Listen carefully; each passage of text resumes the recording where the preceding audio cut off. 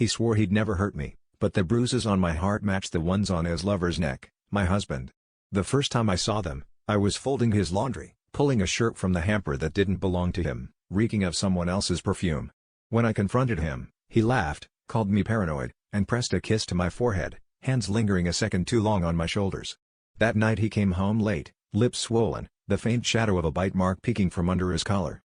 I started noticing the changes, his sudden interest in fitness, the way he'd shower before touching me, the expensive jewelry receipts I never saw on my body. He became a stranger with familiar eyes, always quick to anger, always ready with an apology that felt too rehearsed. The air between us thickened with lies, but I clung to the pieces of our old life, hoping he'd remember the promises he made on our wedding day. He swore he'd never hurt me, I believed him because I needed to. One night, I followed the sound of laughter spilling from our backyard. There they were, tangled together on the patio chair, his hands on her waist, her lipstick smeared across his jaw. They didn't see me at first. I watched him smile in a way he hadn't smiled at me in months. Something inside me broke, but I didn't cry.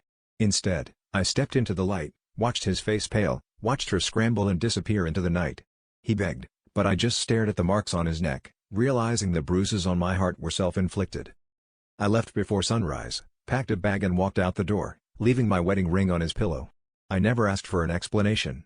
The truth was, I'd seen my own reflection in her eyes, a woman desperate for something more, willing to break vows for a moment of feeling alive. The real betrayal wasn't his, it was mine, staying in a love that died long before the bruises ever appeared.